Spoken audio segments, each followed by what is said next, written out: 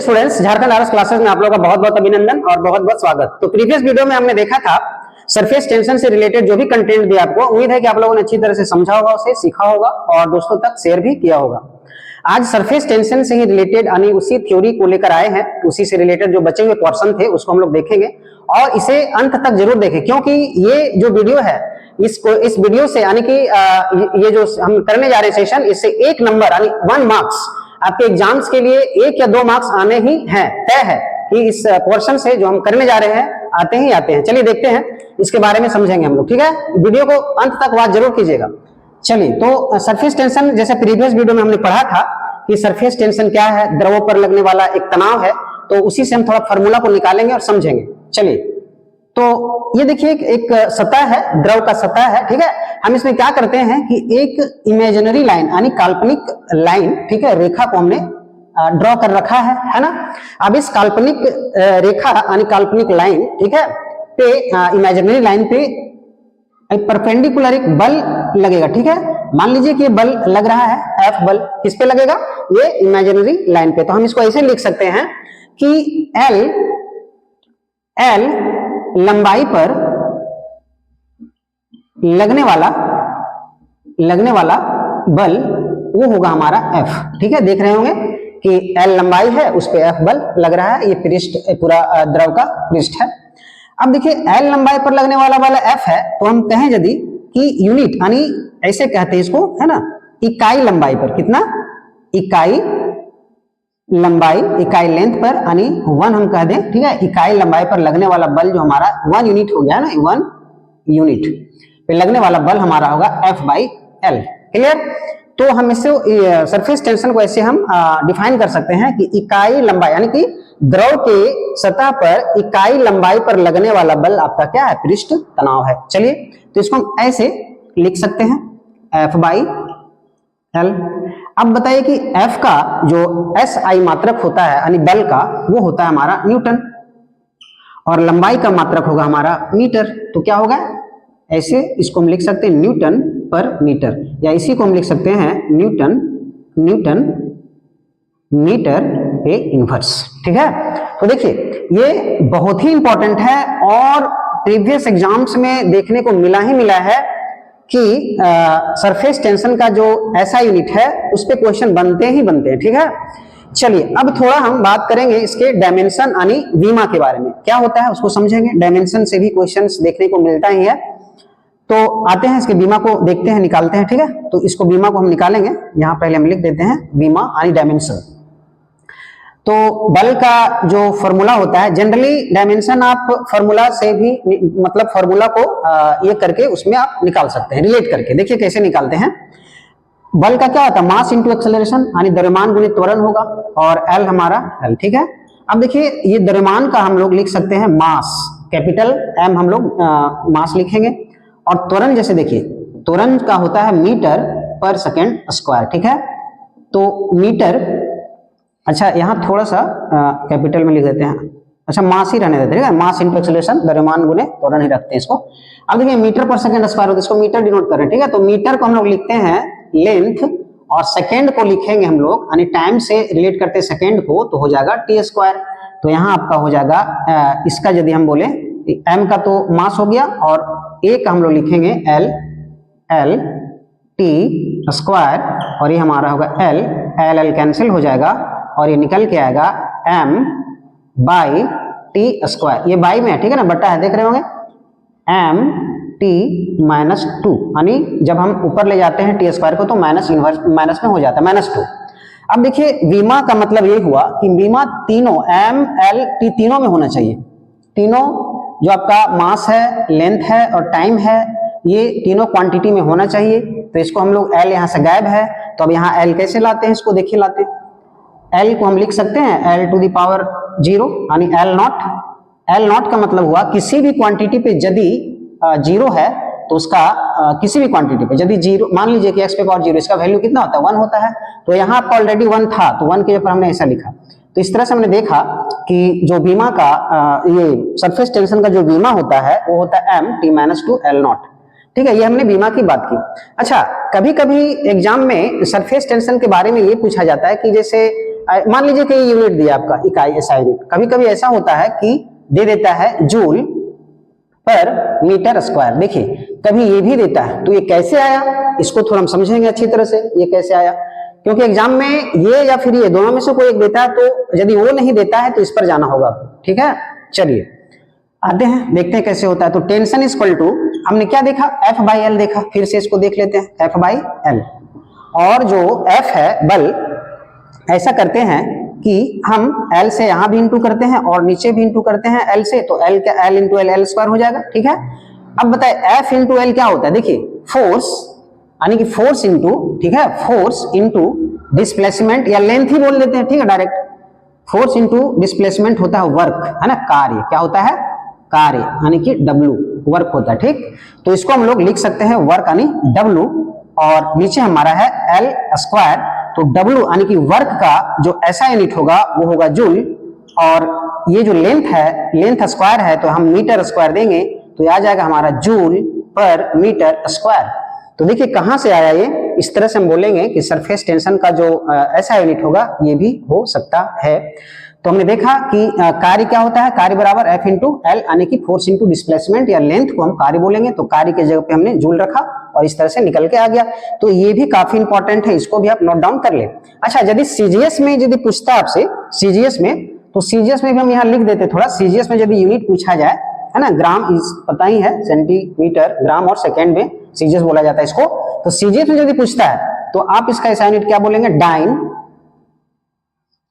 By centimetre, ठीक है, dine by, अच्छा इसको थोड़ा सा ऊपर लिखते हैं, है ना, डाइन बाई सेंटीमीटर, ठीक है, डाइन पर सेंटीमीटर, ये आपका सीजीएस में, रुकिए थोड़ा हम इसको ऊपर कर देते हैं, यहां देखिए सीजीएस में जो आएगा इसका यूनिट होगा, स्पेस नहीं बच रहा है, ठीक है, तो थोड़ा सा प्रॉब्लम होगा आपको, डाइन पर सेंटीमीटर, ठीक है। इसको थोड़ा बस नॉर्मली आता नहीं जनरली, लेकिन जानकारी के लिए कभी शायद आ जाए तो इसको याद रख लीजिए, सीजीएस डाइन पर सेंटीमीटर, सीजीएस में इसका ऐसा यूनिट होता है, ठीक है। तो हम लोगों ने देखा है यूनिट के बारे में, इसके फार्मूला को समझा, तब तक इसे नोट डाउन कर ले, फिर हम आगे जो भी बचा है उसको हम करते हैं। अब इससे महत्वपूर्ण चीज और देखेंगे हम लोग कि सरफेस टेंशन यानी पृष्ठ तनाव किन किन बातों पर निर्भर करता है, उसको देख लेते हैं, ठीक है। थोड़ा सा हम लिखना चाहते हैं किन किन बात पर निर्भर करता है, मुख्य बातें उसको समझेंगे। जैसे तापमान बढ़ने से यानी टेम्परेचर बढ़ने से आपका जो है सरफेस टेंशन घटेगा, ठीक है। टेम्परेचर बढ़ने से द्रव का यदि टेम्परेचर बढ़ाया जाए तो सरफेस टेंशन क्या होता है, घटता है। इसका वजह यह है कि मान लीजिए टेम्परेचर यदि बढ़ाते हैं तो जो मॉलिक्यूल्स जो होते हैं उनके जो आकर्षण शक्ति होता है, उनके बीच इंटरमॉलिक्यूलर फोर्स जो होता है वो जनरली क्या होता है, कम हो जाता है, इस वजह से सरफेस टेंशन भी कम हो जाएगा। जैसे हम इस पर बात करेंगे, इंपॉर्टेंट चीज है ये, काफी इंपॉर्टेंट है, कभी कभी पूछता है एग्जाम में। जैसे हम बोलेंगे क्रांतिक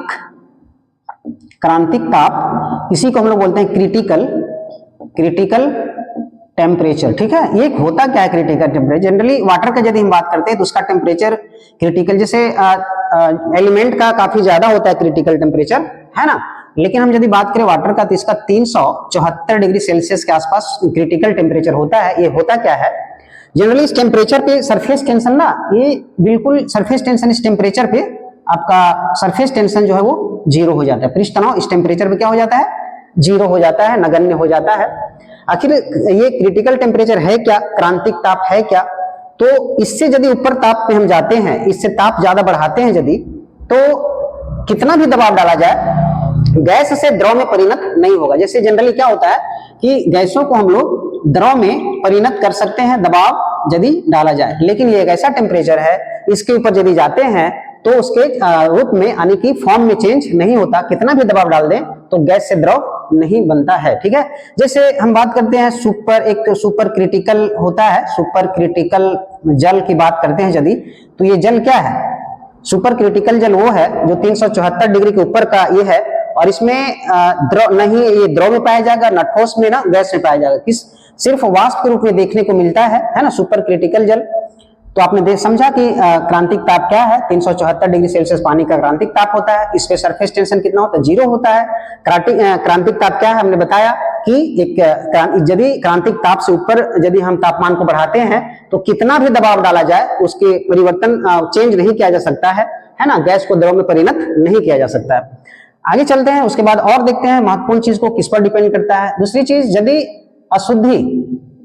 अशुद्धियों को यदि हम मिलाते हैं पानी में, ठीक है, तो आपका ये पृष्ठ तनाव जो है वो, ठीक है, अशुद्धि यदि मिलाया जाए तो पृष्ठ तनाव यानी सरफेस टेंशन जो है वो आपका घटेगा। क्या होगा? घट जाएगा। जैसे एग्जाम्पल यदि हम बोलते हैं, देखिए अशुद्धि को मैंने मिलाया तो सरफेस टेंशन डाउन हो गया, घट गया।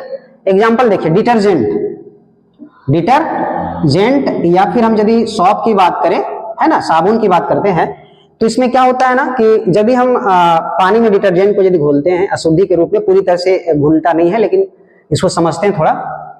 होता क्या है कि अशुद्धि यानी कि डिटर्जेंट घोलने से पानी का पृष्ठ तनाव जो है वो कम हो जाता है। इस वजह से कपड़ा जो है जल्दी साफ हो जाता है, मैल जो है आसानी से साफ हो जाते हैं, क्योंकि ये पानी सर्फ वाले यानी डिटर्जेंट वाली पानी जो है, साबुन वाली पानी, वो पूरी सतह पर आसानी से फैलता है, ठीक है ना।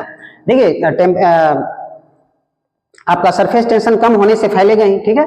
उसके बाद हम यदि बात करें कि यदि ये आपका जो घुलनशील है, ठीक है ना, घुलनशील अशुद्धि की यदि हम बात करें, तो जो पूरी तरह से घुलनशील अशुद्धि है ना, सॉल्युबल जो इंप्योरिटीज है, यदि पानी में इसको घुलाया जाता है, जैसे मान लीजिए HCl की हम बात करते हैं, हाइड्रोजन क्लोराइड की बात करते हैं, तो ये क्या करेगा ना कि सरफेस टेंशन को बढ़ा देगा, ठीक है, क्योंकि ये आयंस में टूटेंगे, आयंस में ब्रेक होंगे, आयनों की संख्या बहुत ज्यादा होने से अट्रैक्शन फोर्स और ज्यादा हो जाएगा, ठीक है, इस वजह से ऐसा होता है। अच्छा, जो डिटर्जेंट की थोड़ा सा और देख लेते हैं इसको, डिटर्जेंट वाली बात, कि इसमें क्या होता है ना कि देखते होंगे जनरल क्या होता है कि यदि हम डिटर्जेंट को पानी में घोलते हैं, साबुन को, तो उसका जो बबल होता है, जो बुलबुला होता है, वो बड़ा बड़ा हो जाता है, बड़ा बड़ा देखने को मिलता है। और पानी वाला बुलबुला जो प्योर पानी का होता है, छोटा छोटा देखने को मिलता है। बड़ा बड़ा क्यों हुआ? इसलिए हुआ क्योंकि सरफेस टेंशन कम हो गया इसमें, डिटर्जेंट वाला में, इसीलिए उसका बुलबुला थोड़ा बड़ा बनता है, ठीक है, उसका बड़ा बनता है। घुलनशील अशुद्धि में क्या देखें तो ये सरफेस टेंशन बढ़ता है, ध्यान दीजिएगा, घुलनशील होना चाहिए, इनसॉल्युबल पूरी तरह से घुलनशील। अब जैसे मान लीजिए कि तेल है, तो तेल तो घुलनशील में ही आएगा नहीं, है ना, केरोसिन तेल की बात कर लीजिए जो भी, तो घुलनशील नहीं आएगा तो क्या होगा? पृष्ठ तनाव क्या करता है? घटा देता है, अघुलनशील इसीलिए, है ना। तो चलिए हम लोग दो चीज देखें, घुलनशील अशुद्धि क्या करता है? टेम्परेचर यानी कि सरफेस टेंशन को बढ़ाएगा, और अघुलनशील जो होगा, अघुलनशील वो क्या करेगा? सरफेस टेंशन को कम कर देता है, यानी पृष्ठ तनाव को कम कर देता है। इस पर थोड़ा गौर कीजिए। अच्छा, इससे इंपॉर्टेंट चीजें कुछ और है, उसको थोड़ा समझ लेते हैं। जैसे प्रीवियस वीडियो में मैंने इसका चर्चा किया था, तो अभी भी हम इसको थोड़ा रिकॉल कर देते हैं ना, इसलिए कि एग्जाम में इससे काफी इंपॉर्टेंट क्वेश्चन बनते हैं। सरफेस टेंशन आपने देखा होगा, एग्जाम्पल से क्वेश्चन कुछ ज्यादा होता है, थोड़ा देख लेते हैं। जैसे कुछ एग्जाम्पल है, जैसे मान लीजिए कि ये पानी की सतह पर, है ना, गंदे पानी होते हैं, इस पर लार्वा जब बैठे होते हैं ना, ये छोटे छोटे लार्वा इस पे जब बैठे होते हैं, जो गंदगी का कारण होता है, बीमारी फैलता है जिससे, तो इसको मारने के लिए जनरली इसमें हम लोग केरोसिन तेल डाल देते हैं, ठीक, केरोसिन तेल, ठीक ना। ऐसा इसलिए करते हैं तो चूंकि केरोसिन तेल जो है वो उसका सरफेस टेंशन कम होता है, ठीक है, तो इस वजह से फैल जाता है आसानी से, ठीक है, और इस पूरा डुबा देता है, इसको क्या करता है? इसको डुबा देता है, पूरा लार्वा अंदर चला जाता है, जिस कारण से वो मर जाता है। तो ये हमने बात की कि केरोसिन तेल के बारे में, ठीक। दूसरी चीज यदि बात करते हैं तो जैसे पानी की बूंद, जो बारिश की पानी है जो भी, वो गोल होती है, क्या होती है? बूंद जो होती है वो क्या होती है? गोल होती है। इसके बारे में चर्चा किया था, ऑलरेडी चर्चा कर रखा है। उसके बाद यदि हम और बात करें तो जैसे सूप, यदि आप ठंडे सूप को पिए और गर्म सूप को पिए, तो दोनों में आपको फर्क, स्वादिष्ट में, टेस्ट में फर्क आएगा, ठीक है। गर्म वाला थोड़ा ज्यादा टेस्ट लगता है। कारण क्या है? कभी इस पे आपने गौर किया होगा, ऐसा होता है, ठीक है। ऐसा इसलिए होता है कि गर्म होने, देखिए क्या बताया था मैंने कि टेम्परेचर बढ़ने से पृष्ठ तनाव क्या होता है? घट जाता है। अब बताए कि वो जीभ पर पूरी तरह से क्या होगा? सूप है ना, देखिए सूप जो है वो पूरे जीभ पे पूरी तरह से, अब तो सरफेस टेंशन कम हो गया ना, तो क्षेत्र एरिया तो घेरेगा, घेरने का प्रयास तो करेगा नहीं, ज्यादा से ज्यादा एरिया में फैलेगा, इसीलिए ऐसा होता है। गर्म सूप में वो जो सरफेस टेंशन कम होने से स्वादिष्ट लगता है, ठीक। और यदि हम बात करें तो इससे और रिलेटेड जो है, जैसे सुई है ना, पतली सी सुई जो है वो पानी पे आसानी से तैर लेता है, क्योंकि मेम्ब्रेन बनता है ना, यहाँ मेम्ब्रेन बताया था, तनाव के कारण, है ना, सरफेस पे मेम्ब्रेन बनता है, और वो मेम्ब्रेन के ऊपर जो है इस तरह से वो रहता है, ठीक। और यदि हम बात करें सरफेस टेंशन का वजह और है, जैसे मैंने प्रीवियस वीडियो में बताया था कि सहसंजक बल और असंजक बल के कारण आपका पृष्ठ तनाव उत्पन्न होता है, ठीक है। और दूसरी चीज की सहसंजक बल, जैसे देखिए ये मान लीजिए पेड़ है, मान लीजिए, ठीक, ये पेड़ है तो जड़ों से जो पानी जाएगा, है ना, जड़ से जो पानी जाएगा ऊपर की ओर, ये किसके कारण जाएगा? तो ये आसंजक बल के कारण जाता है, यानी पृष्ठ तनाव भी उत्पन्न हो रहा है यहाँ पे, ठीक है, तो इसको भी समझिएगा, ठीक ना, आसंजक बल के कारण जा रहा है और यहाँ पृष्ठ तनाव उत्पन्न हो रहा है, इस वजह से इसको भी कहा जा सकता है ना। तो इतने सारे एग्जाम्पल हमने देखा और ठीक है, तो ये आज का हमारा सेशन था जो काफी इंपॉर्टेंट रहा, ठीक है, और उम्मीद करते हैं कि इससे 1 या 2 मार्क्स आने वाले हैं, एग्जाम में आएंगे ही आएंगे, क्योंकि प्रीवियस एग्जाम्स में मैंने देखे हैं इस तरह के क्वेश्चन देखने को मिला है। तो उम्मीद करते हैं कि आपको अच्छा लगा होगा, ठीक है, यदि अच्छा लगे तो वीडियो को शेयर करें, सब्सक्राइब करें दोस्तों तक, तब तक के लिए धन्यवाद।